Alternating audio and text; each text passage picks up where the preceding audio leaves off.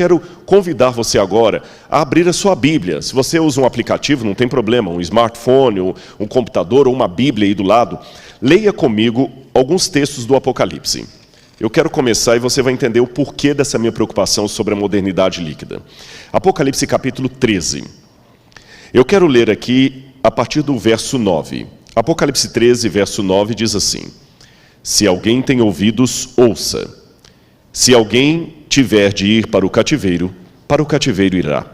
Se alguém tiver de ser morto à espada, pela espada morto será. Aqui está a perseverança e a fidelidade dos santos. É interessante que, se você olhar esse texto do Apocalipse, essa primeira parte que fala aqui, se alguém tiver de ir para o cativeiro irá, aqui João está citando quase textualmente uma passagem do livro de Jeremias, capítulo 15. E ali em Jeremias chama a minha atenção que este oráculo de Deus não é dado contra os ímpios. Esse oráculo de Deus é dado contra o povo que se recusa a ouvir a aliança de Deus. Ali o Senhor diz que ainda que Moisés e outros heróis da fé se interpusessem entre Deus e o povo intercedendo, ainda assim ele não se inclinaria para ouvir aquele povo. É interessante que, certa feita no passado, Moisés pediu a Deus: perdoa esse povo ou risco o meu nome do livro que o Senhor escreveu. Mas na hipérbole profética de Jeremias, Deus diz que ainda que isso acontecesse, ele não cederia, porque o povo quebrou definitivamente o pacto, a aliança com Deus. A releitura disso no Apocalipse me dá a entender que a perseverança dos santos vem no momento de grande apostasia do meio do povo de Deus. E ao mesmo tempo que a besta do Apocalipse é um poder apóstata, por isso eu não posso identificar a besta como sendo o islamismo, como sendo algum movimento não cristão, mas um movimento que sai do cristianismo, porque para ser apostatado um dia você teve que ser fiel. Esta besta, ela traz uma apostasia e a fidelidade do povo de Deus tem que ser mantida em meio a um momento em que outros estão quebrando a aliança. Outra coisa que me chama a atenção da besta do Apocalipse é que ela não parece ser um poder 100% ditatorial. Ela parece ser um poder carismático, porque diz que toda a terra se maravilhou seguindo a besta e dizendo: quem é tão poderoso como a besta? E eu, por muito tempo, lendo essa passagem e lendo livros como O Grande Conflito e comentários do Apocalipse, eu me questionava como o mundo vai se unir diante do anticristo com visões tão divergentes. Em outras palavras, ateu vai aceitar guardar domingo se ele não aceita nem a historicidade da ressurreição de Jesus? Aliás, hoje, pesquisas feitas entre teólogos americanos mostram que em muitas denominações, 57% dos pastores já não acreditam mais na historicidade da ressurreição. Como então eles aceitarão adorar num dia de domingo em homenagem à ressurreição, se eles nem acreditam na ressurreição? Como um muçulmano vai aceitar isto? Como que um ateu vai aceitar esse tipo de coisa? Mas o Covid me deu uma possível resposta. O Covid somado a outras reflexões teológicas que eu já fiz. Veja, o Covid não unificou o mundo em termos de filosofia, proposta de vida. O de esquerda continuou de esquerda. O de direita continuou de direita. O crente continuou crente, o ateu continuou ateu. Mas não importa se você é um iraniano, ou um israelense, ou um americano, ou um brasileiro. Todo mundo foi obrigado a usar máscara. De alguma forma, eu entendo que o último decreto do anticristo, ele virá após uma grave crise mundial. Eu estou cada dia mais convicto disso. Eu não vou entrar em todos os méritos da questão aqui, senão eu sairei do meu tema. Ele virá depois de um momento de grande crise, mas não será uma união efetiva. Talvez será algo semelhante à união da terça parte dos anjos que caiu com Satanás do céu. Se a união só existe em Cristo, eu não consigo entender que os anjos do diabo são completamente unidos e fiéis um ao outro. Não. Fidelidade, união, amor, isto pertence à luz, pertence a Deus. Se é assim, como é a organização dos anjos caídos? Eu tenho comigo a impressão que eles se odeiam. Eles não podem se amar, porque o amor é só do lado de quem está com Deus. Eles se odeiam. Eles não são unidos como um time. A única coisa que os mantém coesos é o fato de trabalharem por uma causa perdida e saberem que Lúcifer é mais poderoso do que eles. Mas eles não são unidos porque têm um amor um pelo outro. Eles têm apenas um propósito em comum. Assim também a união do mundo em torno do anticristo não será necessariamente uma união de ideias, de doutrinas. Eu acredito que quando o decreto dominical sair, o ateu continuará ateu, o muçulmano continuará muçulmano. Eles vão se unir a esse decreto por um motivo comum, mas não por uma união de ideias. Como hoje, o Covid obrigou pessoas de ideias tão opostas se unirem, ainda que momentaneamente, colocando máscara. Aliás, o próprio Apocalipse fala que os chifres que estão sobre a besta, em pouco tempo, odiarão a prostituta que está na besta. Mostra que não será uma união efetiva. Mas eu quero terminar essa minha explanação do texto bíblico com um ponto que serve de introdução para a palestra que eu quero dar para você nesse fim de tarde e início de noite. Continue sua Bíblia aberta agora em Apocalipse, capítulo 13, continuamos aqui no capítulo 13, nos versículos 16 em diante. Quando fala da marca da besta, diz assim: a todos os pequenos e os grandes, os ricos e os pobres, os livres e os escravos. Percebeu? Quando o decreto dominical sair, continuará havendo rico e pobre, livre e escravo, pequeno e grande. O mundo continuará assim. Mas o que os unificará, assim como aquela unificação dos agentes de Satanás, que não é necessariamente uma união, mas uma unificação apenas num único propósito, faz com que lhe seja dada certa marca na mão direita ou na testa, para que ninguém possa comprar ou vender, senão aquele que tem a marca, o nome da besta ou o número do seu nome.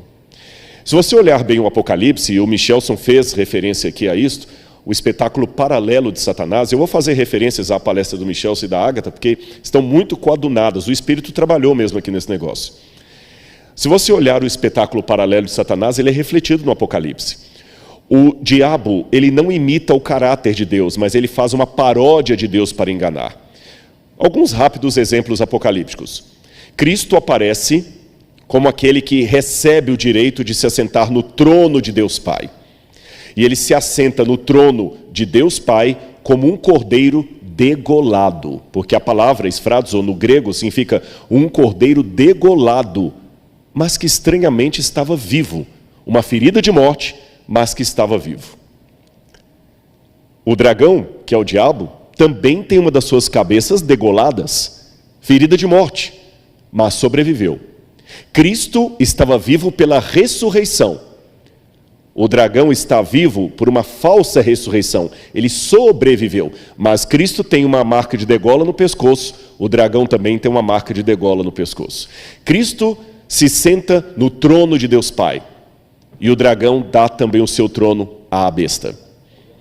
Cristo coloca na testa dos 144 mil o seu selo de propriedade. E a besta coloca na testa das pessoas, não o seu selo, porém a sua marca. E qual a diferença entre selo e marca? Quando você vai tanto no original grego do Apocalipse, como na cultura romana daquela época, era interessante notar que o selo significa alguém que tem uma propriedade, que pertence, uma identidade. Selo, grave aí, se você estiver anotando essa palestra, anote, selo. Eu estou agora não falando só da Bíblia, eu estou falando do mundo em que a Bíblia foi escrita, desde a época da Mesopotâmia, passando pelos persas, gregos. Aliás, no Museu do NASP, do campus de Engenheiro Coelho, nós temos, no Museu de Arqueologia, uma coleção de selos originais dos tempos da Bíblia. E quando a gente examina esses selos, chama a minha atenção que eles têm uma marca, ou melhor, uma identificação. Selo tem a ver com a identificação daquele ou daquilo que é selado. Se você sela uma carta, é para dar identidade à carta. Se você sela uma pessoa, é para dar identidade à pessoa. Porém, a marca é diferente. No mundo greco-romano, época em que o Apocalipse foi escrito, na época de Roma, a marca era dada sobre escravos ou pessoas que, de alguma forma, perdiam a sua classe social. Um escravo, por exemplo, ao receber uma marca na testa, poderia, por exemplo, muitas vezes escrever apenas assim, fugitivus, que significa escravo fujão. A marca tira a identidade da pessoa. A marca era colocada, por exemplo, uma prostituta, uma mulher que perdia o direito de ser uma mulher de renome, uma matrona na sociedade romana, ela recebeu uma marca, podia ser com ferro quente na testa, desde a época da Grécia, ou seja, as marcas nunca eram bem vistas na sociedade greco-romana, porque a marca era algo para tirar a sua identidade. O selo dá a identidade. Você percebeu o paralelismo ou o paradoxo?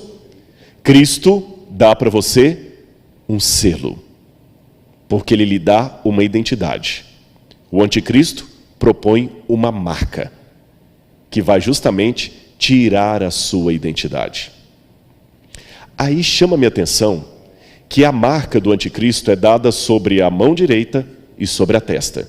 Como ele sempre faz uma paródia dos atos de Deus, já dei exemplo aqui do dragão, dando o trono à besta, do cordeiro imolado e do dragão também imolado. Qual seria a paródia do anticristo ao colocar uma marca na testa e na mão? Por que não na perna? Por que na testa? Bom, era na testa que os escravos eram gravados, mas tem algo a mais. Se algum dia você tiver a oportunidade de ir a Israel, ou mesmo no YouTube, você procurar um vídeo assim, escreva lá no YouTube, Muro das Lamentações, Jerusalém, Judaísmo. Você se deparará com a cena de alguns judeus orando com uma caixinha preta aqui na testa e outra que eles geralmente seguram na mão esquerda. E essa caixa tem uma tira de couro.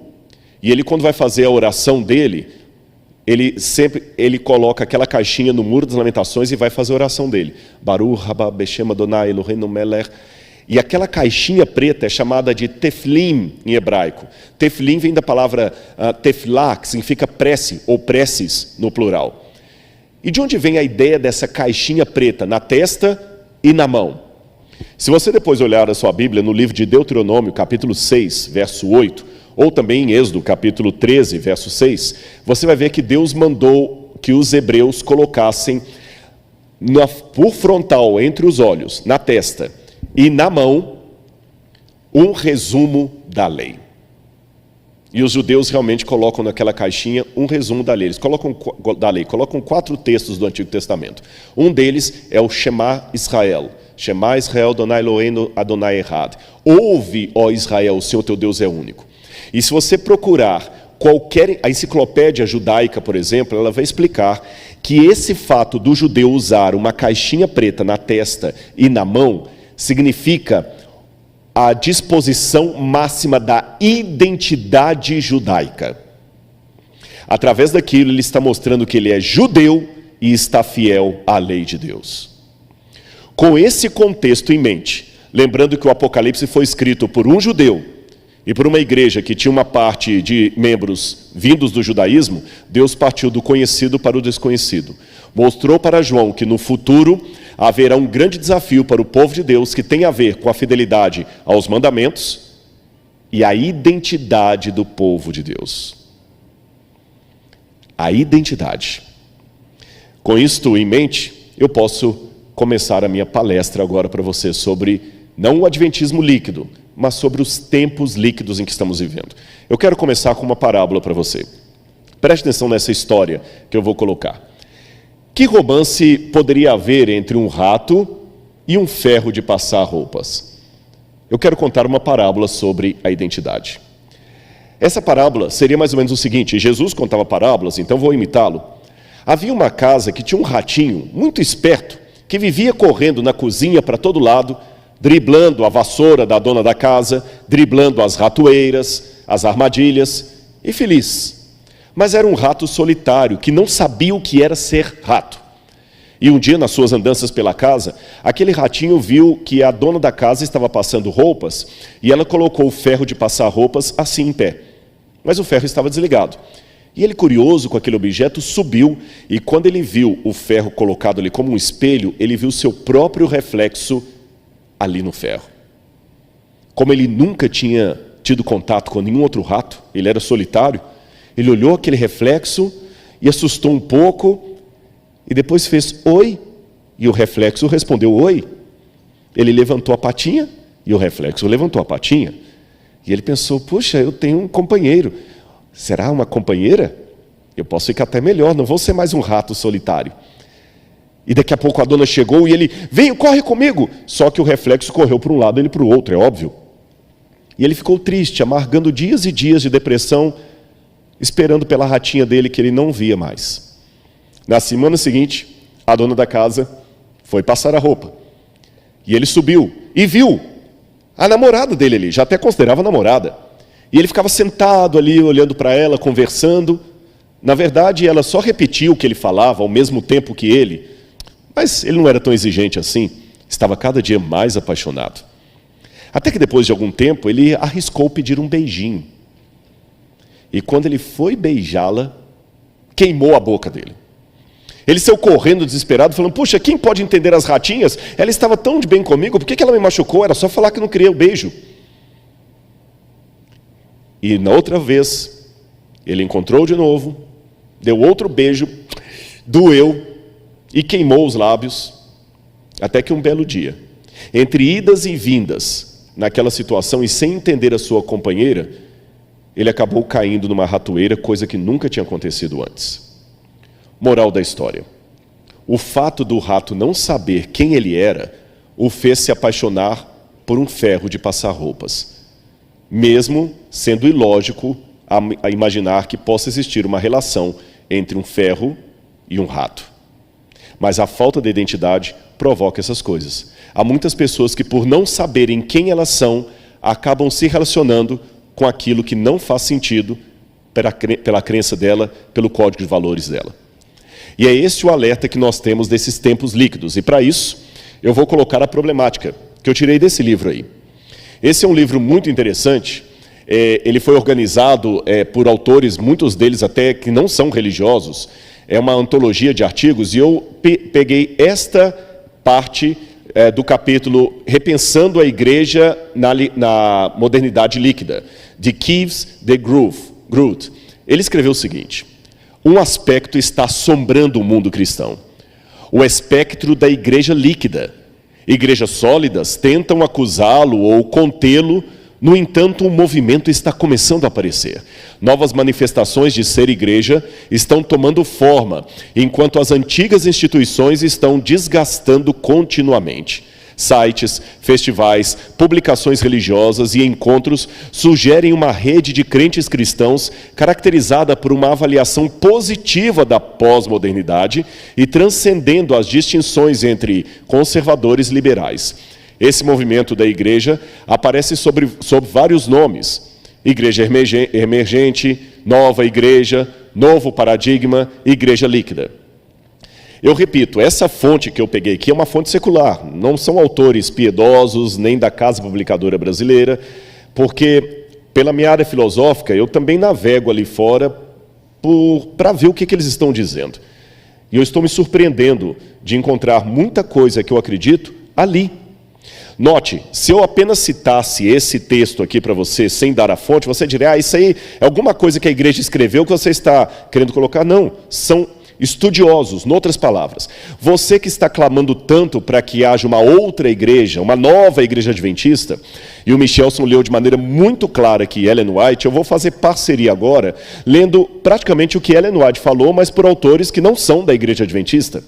Ou seja, há sociólogos, há psicólogos, filósofos, estudiosos do comportamento humano que estão observando essa tendência de liquidificar a igreja sólida, em novos formatos. E eles mesmos estão levantando alerta. Eu estou lendo um livro muito interessante agora, também não terminei de ler ainda, que é escrito até por ateus, 2 ateus, um de Harvard, outro de Yale, que falam justamente sobre a pós-modernidade e o que eles estão percebendo, como é que essa pós-modernidade está emburrecendo as pessoas. Mas sobre isso eu falarei numa outra oportunidade. Agora, para a fundamentação teórica, que eu quero me valer de um autor muito famoso e muito conhecido, que você talvez já esbarrou no nome dele por aí. Eu vou colocar na tela quem é esse autor. O nome dele, Zygmunt Bauman. Você já está aparecendo para você. Zygmunt Bauman. Zygmunt Bauman é um dos maiores intelectuais do século XX, sociólogo polonês agnóstico. Então já admito para você que ele, por ser agnóstico, eu vou apresentar algumas discordâncias dele também. E ele que cunhou essa ideia de modernidade líquida. Ele, judeu, foi criado em Varsóvia, foi professor em Varsóvia, foi comunista de carteirinha, fez parte do Partido Comunista Polonês, enfrentou o antissemitismo, foi expulso da Polônia, migrou-se para Israel, foi professor da Universidade de Tel Aviv, depois recebeu um convite para ser professor da Universidade de Leeds, na Inglaterra, e lá ele deslanchou pelo mundo. E os livros dele hoje são publicados em todo lado. Eu mesmo estou mudando um pouco a minha nomenclatura de pós-modernidade para modernidade líquida graças à leitura de Zygmunt Bauman. Repito, para notinha de rodapé.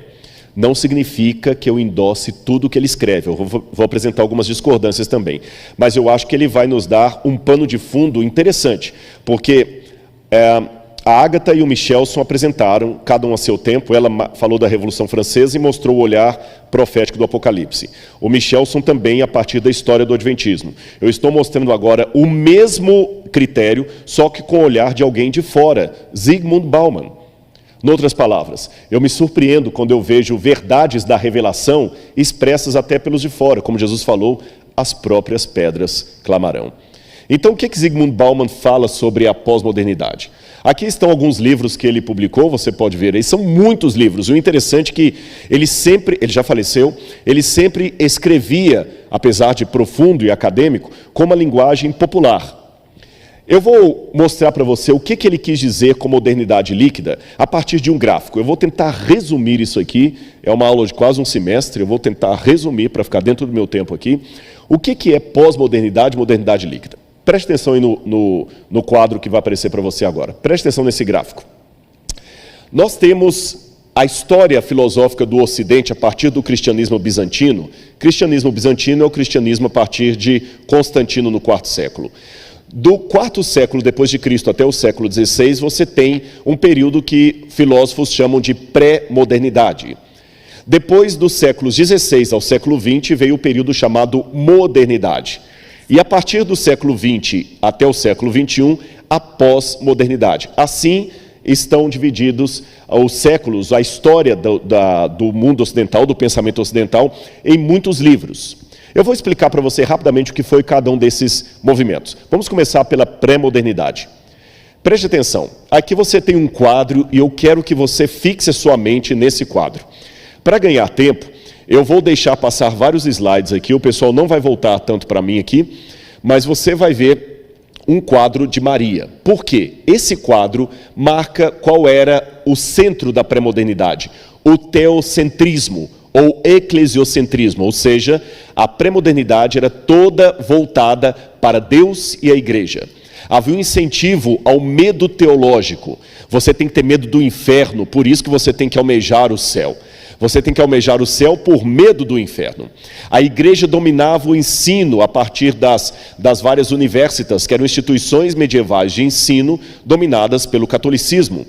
O ápice da pré-modernidade foi justamente o poder de Justiniano, que já foi mencionado aqui pela Agatha Lemos na palestra dela. Você tem a Hagia Sophia, que foi a igreja de Santa Sofia de Istambul, que Justiniano colocou ali o ápice da igreja. E o lema da época era Roma locuta, finita causa est, como disse Santo Agostinho. Santo Agostinho com isso quis dizer, Roma locuta, finita causa est. Roma falou, acabou. Ninguém questionava os dogmas da igreja. Se o fizesse, corria o risco de ter morte civil ou morte literal. E até morte espiritual, porque ele podia ir para o inferno. Basta você ler a Divina Comédia de Dante Alighieri, que a princípio chamava-se apenas a Comédia, em 3 volumes, quando Dante fala do inferno, do purgatório e do paraíso. Aqueles livros eram uma propaganda da pré-modernidade, de tudo voltado para a igreja. Só que eu quero contar uma parábola de transição para você. Alguém escreveu certa vez, comparando a passagem da pré-modernidade para a modernidade, que todos nós éramos como crianças cuja mãe dizia, não abra o armário de guloseimas, há um tigre lá dentro. Por medo do que mamãe dizia, ninguém abriu o armário de guloseimas, e se o tigre nos devorasse? Mas a parábola diz que nós crescemos, criamos coragem, e mesmo trêmulos, abrimos a porta do armário. E para surpresa nossa, não havia tigre nenhum lá dentro. Mamãe mentiu para nós. E os doces eram uma delícia que nós estávamos perdendo tempo de experimentar. Explicando a parábola, essa criança com medo do tigre no armário era a humanidade pré-moderna. O tigre no armário era tudo o que a igreja ensinava. E a mamãe que falava do tigre e ameaçava com ele era a própria religião. Só que a humanidade agora se tornou moderna. Abriu a porta do armário, descobriu a ciência. Percebeu que o tigre não estava lá dentro. E que mamãe mentiu para nós. Aí nós podemos inaugurar a modernidade. Veja agora na sua tela. A modernidade é caracterizada justamente por essa mudança. Você percebeu o primeiro quadro? Mostrava Maria. Agora é a Mona Lisa. Os quadros, as artes, não agora representam apenas o sagrado, agora representam também o profano, representam também o secularizado. O centro da modernidade não é mais Deus, porém o ser humano é antropocêntrico e o cientificismo. Agora um incentivo ao otimismo científico, o progressismo, Augusto Comte, e também um incentivo para a sociedade, produtivismo. O secularismo começa a dominar o ensino. Você não tem apenas as universidades dominadas pela igreja, mas você tem agora também a universidade, nascida na França. O ápice disso, já mencionado na palestra anterior, é Robespierre. E o lema é o lema de Descartes, cogito ergo sum. Curioso que quando Descartes diz cogito ergo sum, penso logo existo, Descartes não estava indo contra a fé. Descartes foi cristão. Pelo contrário, ele estava propondo um método cartesiano de demolir um prédio para reconstruí-lo em novas bases.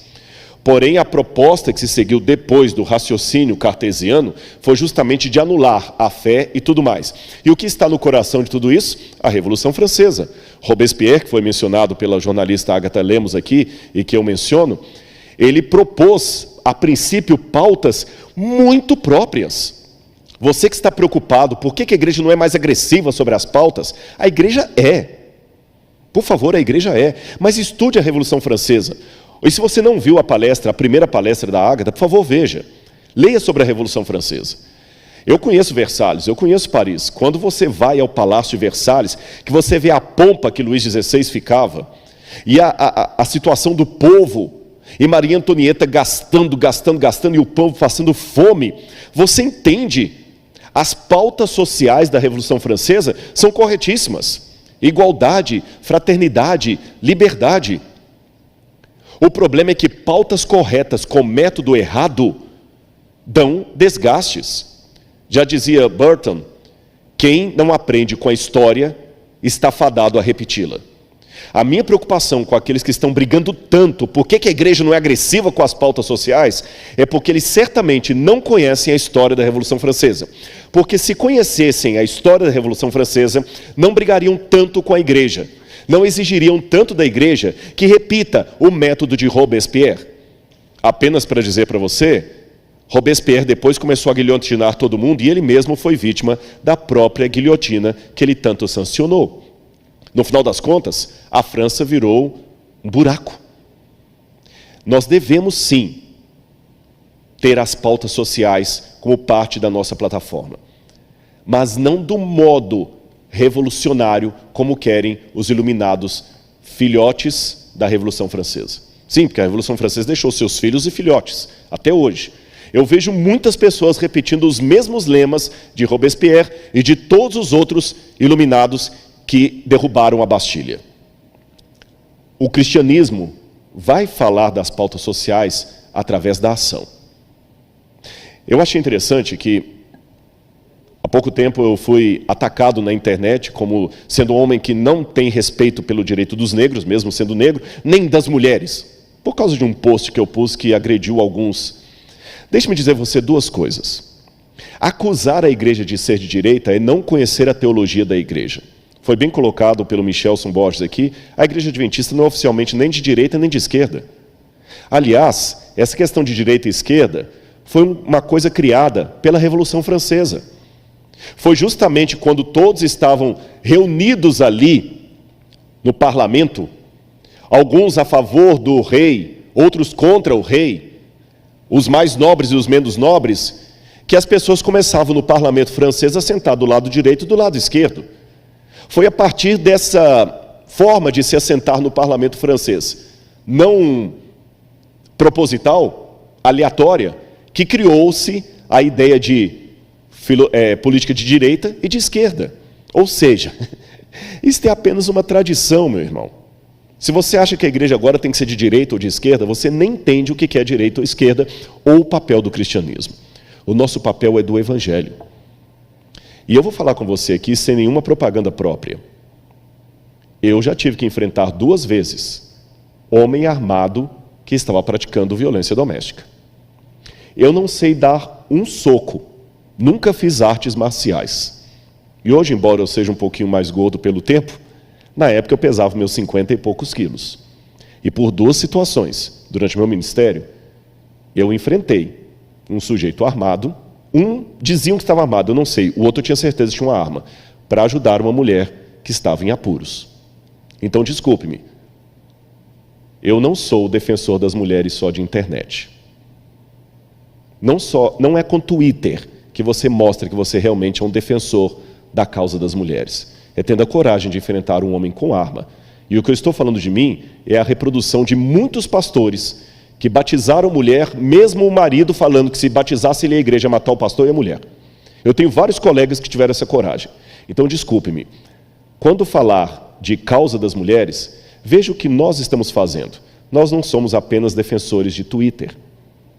Por isso, a igreja não é apenas igreja de Twitter, é de ação. Nós não vamos repetir o erro da Revolução Francesa. Bom, você viu a modernidade. Só que essa modernidade, que achou que ia resolver os problemas do mundo através do racionalismo, não se deu bem. Olha aí o que vai aparecer para você. A pós-modernidade. Olha o quadro que marca a pós-modernidade. Se o primeiro era Maria, mas você identificava que era Maria, o segundo era Mona Lisa, olha agora a arte. O abstrato. Olha como a mulher é retratada.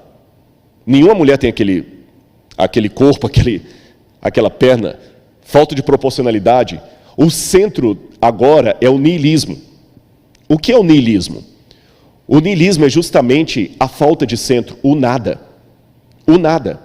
A modernidade, a pós-modernidade, ela começa justamente por uma ideia de perda de valores, perda de certezas.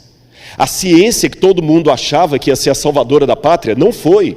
E óbvio que não seria, porque tudo que nós colocamos no lugar de Jesus termina em fracasso. E o próprio Friedrich Nietzsche, quando declarou Deus morreu, eu não sou nietzscheano, mas eu sei pensar de Nietzsche aquilo que eu concordo e aquilo que eu discordo. Nietzsche acabou fazendo às vezes de um profeta dos tempos modernos, porque o próprio Nietzsche falou, Deus morreu. E quando ele coloca o louco clamando pelas ruas, Deus morreu, quem nos livrará dessa culpa? E Nietzsche fala que da morte de Deus ia surgir o Übermensch, como dizem em alemão, Übermensch, que eles traduzem por super-homem, mas não é bem super-homem. O Über, em alemão, é o ultra, aquilo que está acima. Mas o próprio Nietzsche admitiu que, embora ele visse como coisa boa a morte de Deus, que na morte de Deus muita gente ia morrer junto. Esta é a pós-modernidade. E a prova maior que ela realmente se acentuou é que, pouco tempo depois da morte de Nietzsche, Nietzsche morre em 1900 ou 1901, se eu não me engano, pouco tempo depois você tem a Primeira e Segunda Guerra Mundial, e todo aquele endeusamento da ciência começou a cair por terra. Se na pré-modernidade diziam Deus existe, na modernidade diziam Deus não existe, na pós-modernidade eu não sei. O lema agora não é cogito ergo sum, não, o lema agora é que o meu amor seja eterno enquanto dure. Se é eterno, não pode ser enquanto dure. Você percebeu como são paradoxos esses tempos? Você percebeu como é nulo? Eu vou contar outra parábola para você entender a passagem da modernidade para a pós-modernidade. Imagine que todos nós estávamos andando numa carruagem, e os cavalos andando. Mas todo mundo dentro da carruagem está chateado com o cocheiro. Essa carruagem balança muito, ele não passa por pradarias agradáveis. Se eu estivesse lá em cima eu faria melhor. Até que dentro da carruagem todo mundo tomou uma decisão. Vamos jogar esse colcheiro no chão? Vamos tomar conta da carruagem? Nós conseguimos guiá-la melhor. E nós, dentro da carruagem, a humanidade, fizemos isso. Alguns subiram ali, os mais fortes, e a gente só escutou os socos e o corpo do colcheiro caindo, rolando.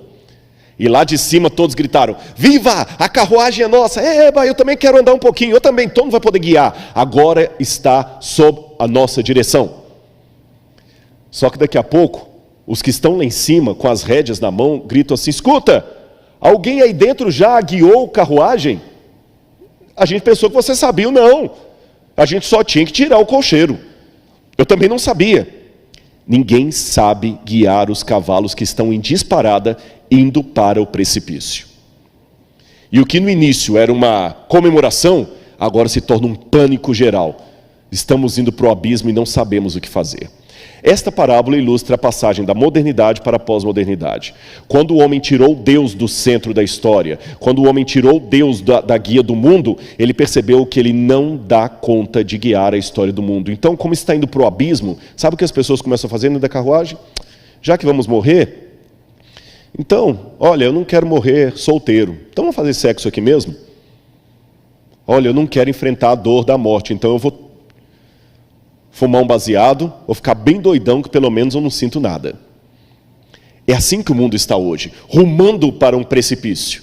E por isso que as pessoas estão correndo tanto da realidade, porque se elas pararem, elas pensam, se elas pensarem, doem. E aí vem agora a parte de Zygmunt Bauman. Bauman fez críticas à pós-modernidade, ele não aceitou esse termo pós-modernidade, porque ele acha que nós não estamos a partir da modernidade, nós estamos apenas tendo um desdobramento do que já aconteceu. Para falar pós-modernidade, tem que ser algo que vem depois, que rompe com a modernidade.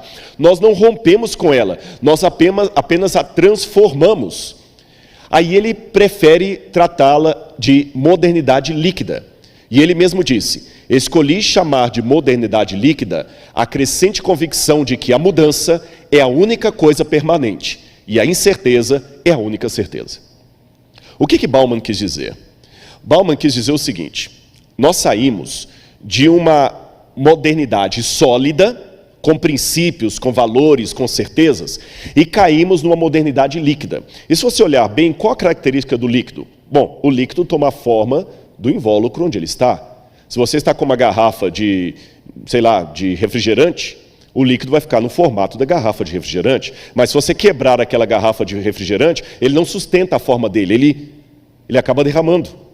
A sociedade está assim.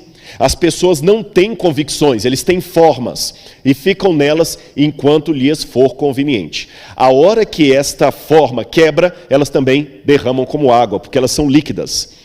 E como meu tempo já está esgotando, eu vou adiantar um pouquinho aqui do que diz Bauman. Bauman aplica esse conceito de liquidez da modernidade a vários elementos. Sociedade, casamento, família, crenças, valores.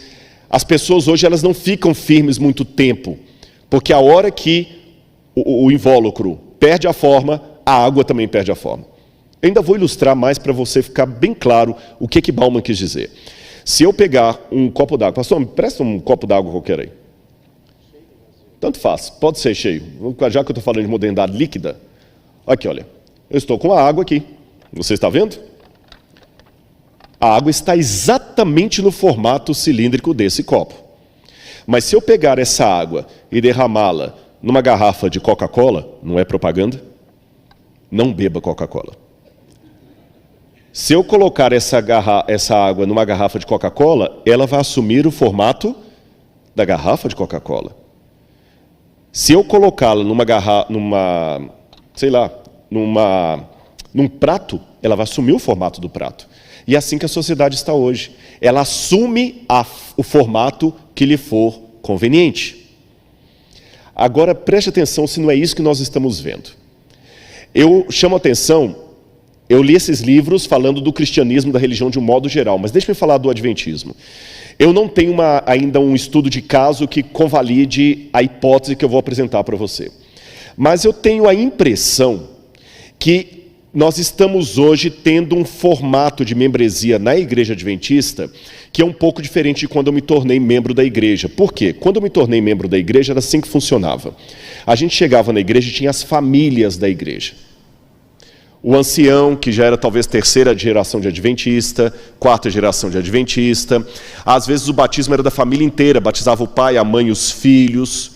Eu estou tendo a impressão, pastor Gilson, desculpe que eu já estou fora de distrito há muito tempo, que isso está diminuindo. Nós estamos mais tendo batismo de pessoas individuais.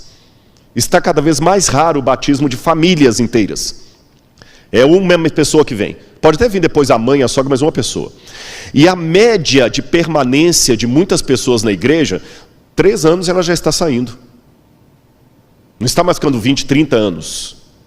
Modernidade líquida. Percebeu? As pessoas agora ficam por conveniência. Elas não se sentem mais, o padrão de conversão no passado era assim.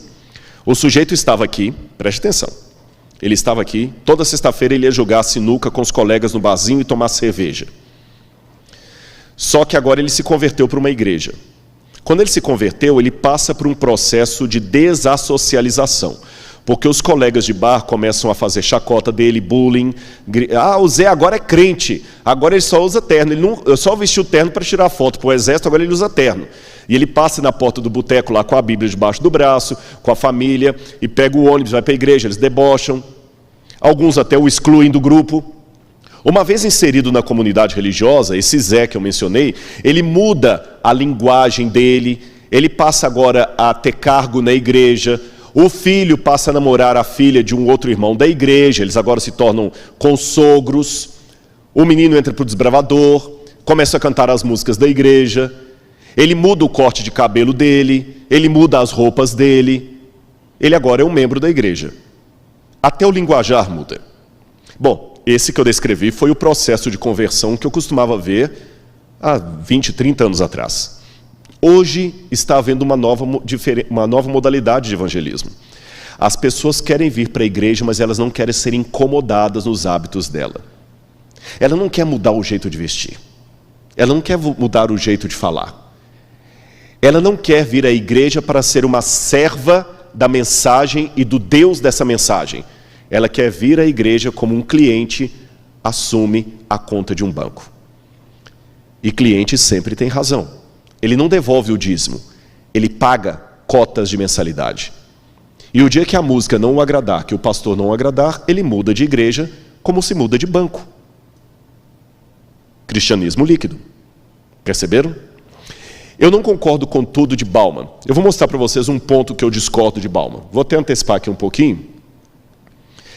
Antes, por favor, coloca na tela isso aí. Eu estou adiantando a minha palestra por causa do tempo, mas isso aqui eu quero chamar a atenção porque o Michelson mencionou isso. Eu confesso, Michelson, que eu já li o Capital, mas eu não li o Manifesto Comunista completo. Eu li umas partes dele. Mas eu me surpreendi quando Bauman diz o seguinte, e ele foi educado no movimento comunista polonês. Ele observa que já no Manifesto Comunista havia um prenúncio da modernidade líquida. Um prenúncio que sublinhou que tudo o que é permanente deve ser liquidado. Excessivamente estática, a sociedade coagulada precisa ser diluída e a realidade precisa ser liberada do jugo de sua própria história. Vou ler mais uma passagem do Bauman. Está no livro Modernidade Líquida, página 7. Olha a intenção comunista. Isso pode ser feito apenas derretendo sólidos, isto é, por definição, dissolvendo tudo o que persiste ao longo do tempo, que é negligente na sua passagem ou imune ao seu fluxo. Essa intenção, chamada por sua vez de profanação do sagrado, para repudiar e destronar o passado, em um primeiro lugar, a tradição, a saber, o sedimento e o resíduo do passado no presente. Portanto, exigia o esmagamento da proteção, da armadura forjada de crenças e lealdades que permitiam aos sólidos resistir à liquefação. Em outras palavras, Bauman, comunista, agnóstico, Ele não é evangelista da TV Novo Tempo, nem distrital da Paulista Sul. Bauman falou que a modernidade líquida estava dentro dos planos já expostos no Manifesto Comunista, que sabiam que a única forma de implantar um comunismo que ia colocar o marxismo em todo mundo era tornar líquidos os sólidos, profanar o sagrado. Então, quando você diz, a igreja tem que entender que tomar a causa da mulher, do negro, do homossexual não é marxismo, leia Bauman. Na forma como está sendo colocada, é marxismo. Ponto. Zygmunt Bauman. Ponto. Tá bom? Não é Ellen White. O Michelson foi mais piedoso que eu estou mais secularizado. Ele citou Ellen White, você está Bauman. É marxismo. Eu não concordo com aquele filósofo do presidente lá, o Olavo de Carvalho. Muita coisa que ele fala eu acho muito arrogante. Mas se você percebeu que eu consigo ler autores dos quais eu discordo, a guisa de ilustração Nietzsche, e saber o que eu concordo com ele e o que eu discordo. Eu discordo de Olavo de Carvalho em muitos pontos. Mas a expressão marxismo cultural, ela tem fundamentação teórica, sim senhor. Está ali, estude isso. E a igreja está atenta para isso, para não perder a sua identidade. E eu quero colocar aqui alguns pontos que eu vejo como é que a família foi transformando. Isso Bauman mostra. Olha a ideia patriarcal que eu coloquei entre aspas de paternidade. Olha lá no quadro. Essa era a base da sociedade. Não estou saudosista, não estou falando que isso era o perfeito. Estou apenas historiando a liquefação da sociedade. Olha o pai como chefe, a mãe, vários filhos. 1, 2, 3, 4, 5, 6. Mas o casal conseguia criar os 6 filhos com o salário de 1. Hoje, com o salário de 2, não dá para criar 1. Mas depois da Segunda Guerra Mundial, o que aconteceu com a família? Só na Europa foram 12 milhões de desabrigados de jovens. E aqueles que perderam pai ficaram sem pai nem mãe. Eu sugiro você ler um livro muito interessante. A autora Lynn Nicholas fala do rapto da Europa, como é que o modelo de pai foi sendo diminuído na Europa depois da Segunda Guerra Mundial. E o resultado disso, olha aqui, esses jovens brincando, jovens alemães que o pai e a mãe já tinham morrido, brincando de armas, mas sem saber o perigo que elas tinham. Foi depois disso aí que começou o costume de jovens ficarem até altas horas da tarde na rua, sem o pai e sem a mãe. E você vai falar que isso aqui é patriarcalismo da minha parte, que isso aqui é nostalgia barata. Não é.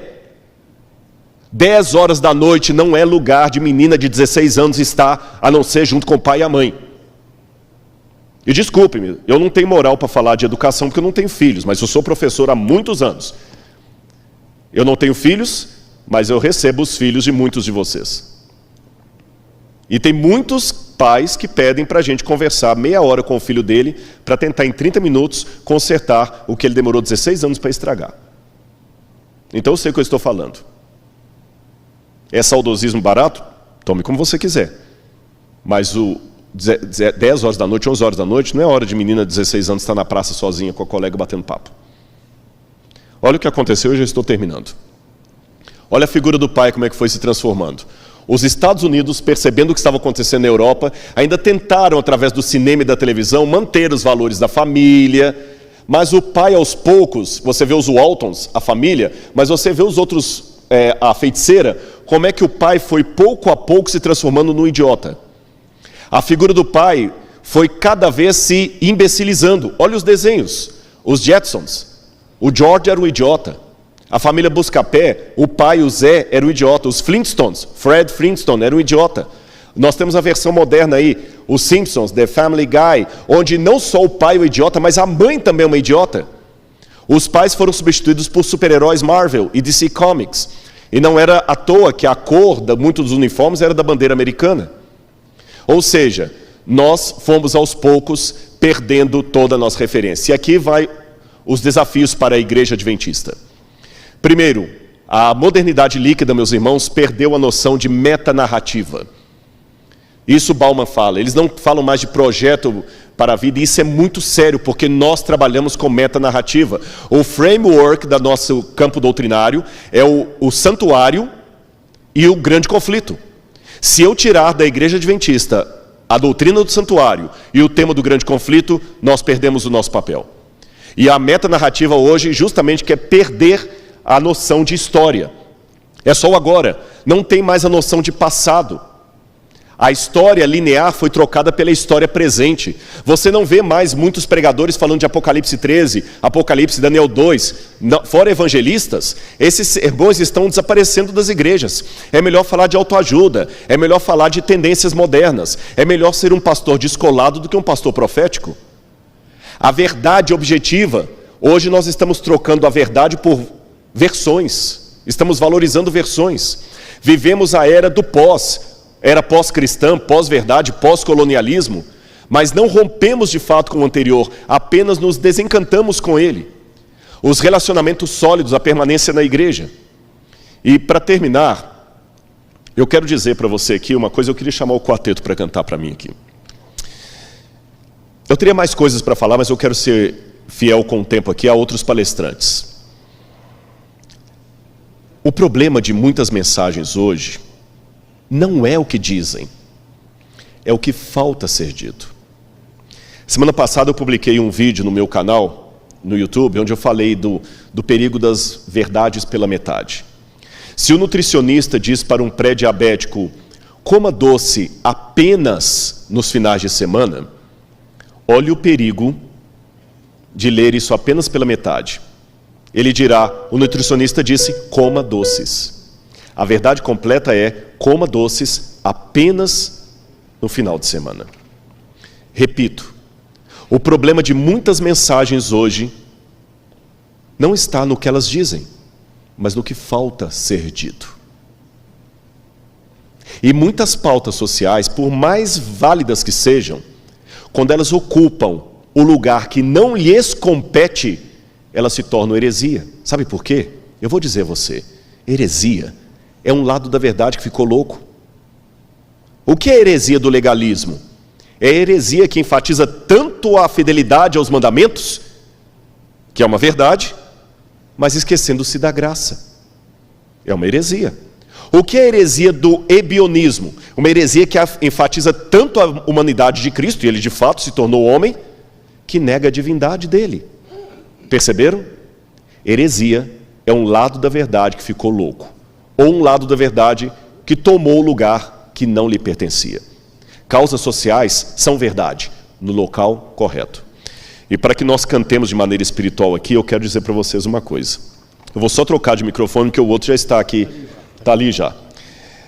Uma coisa que eu aprendi aqui, vamos só trocar isso.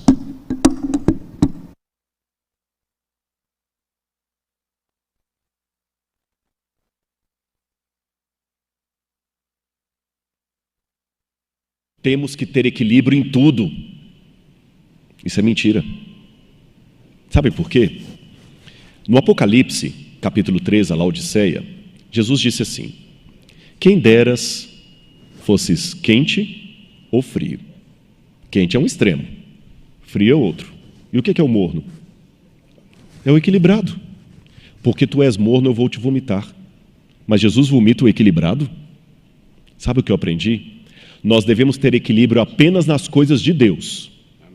Eu tenho que ter equilíbrio entre orar e trabalho missionário. Eu tenho que ter equilíbrio entre recreação e estudo. Nisso eu tenho que ter equilíbrio. Eu tenho que ter equilíbrio entre ano bíblico e dar folheto. Mas, no que diz respeito a Deus e o mundo, eu não posso ter equilíbrio. Eu tenho que ser radical. Não posso ter equilíbrio entre o céu e o inferno. Não posso ter equilíbrio entre a igreja e o mundo. Aí eu tenho que assumir posição radical, porque segundo o Apocalipse, Jesus vomita os equilibrados.